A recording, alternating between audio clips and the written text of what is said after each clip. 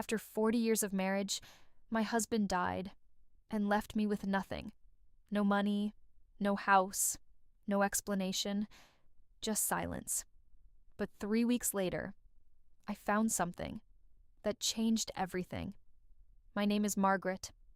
I'm 68 years old, and for most of my life, I believed I knew my husband. His name was Thomas. We met when I was 24.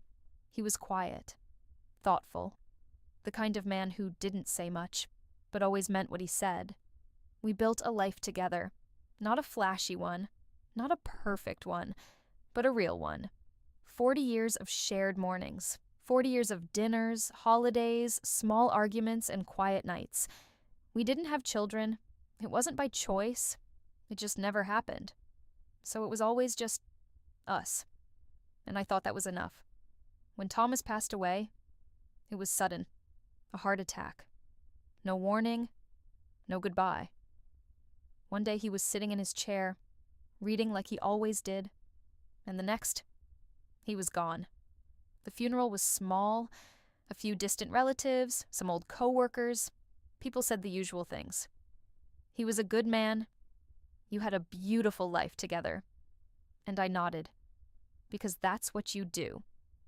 A week later, I went to meet the lawyer, to go over the will. I expected something simple, the house, some savings, maybe a few investments, enough to live quietly. The lawyer looked uncomfortable. He cleared his throat and said, "Margaret, I'm afraid there's been a complication. Your husband didn't leave anything to you." At first, I thought it was a mistake. "That's not possible," I said. "We've been married for 40 years. He nodded. "I understand. But according to the will, he left everything to someone else. Someone else." Those two words echoed in my head. "Who?" I asked. The lawyer hesitated, then said a name I had never heard before. "A woman." I felt like the ground disappeared under me. "Who is she?" I whispered. But he didn't know. And that was the worst part. I went home that day to a house that suddenly didn't feel like mine anymore. Because technically, it wasn't. 2 weeks later, I received a notice. I had 30 days to leave. 40 years. Reduced to 30 days. That's when the questions started. Who was she? Why would he do this? What did I not know? While packing, I found something strange. An old key, hidden inside one of Thomas's books. It wasn't a house key I recognized. It looked older, heavier, and attached to it was a small tag with an address. I almost ignored it. Because by that point, I didn't know what I was afraid of more. Finding answers, or not finding them at all. But something inside me told me to go. The address led me to the edge of town. A quiet neighborhood, older homes, tree-lined streets.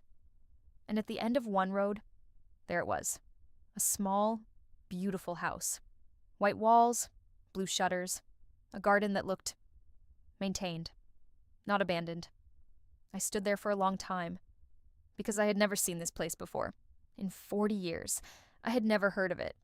With shaking hands, I used the key, and the door opened. The house was warm, lived in, but empty.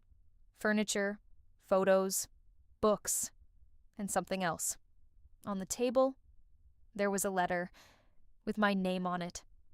My hands trembled as I opened it, because deep down, I already knew. This was the answer. Margaret, if you're reading this, then I'm gone, and I know you're confused, maybe even angry, but everything you think you know is not the full story. He explained that the woman from the will was his sister, a sister he never told me about. She had been sick for years, and he had been supporting her, quietly, without telling anyone. I didn't tell you because I didn't want to burden you. You already gave up so much for me. I couldn't ask you to carry this too. And the house, this house, is yours. I froze. I bought it years ago, in your name, for the day you might need a place that's truly yours. Tears fell before I even realized it, because suddenly, everything changed. He hadn't betrayed me. He had protected me, in his own quiet way. Because sometimes, love doesn't look like grand gestures. Sometimes, it looks like secrets, meant to save you.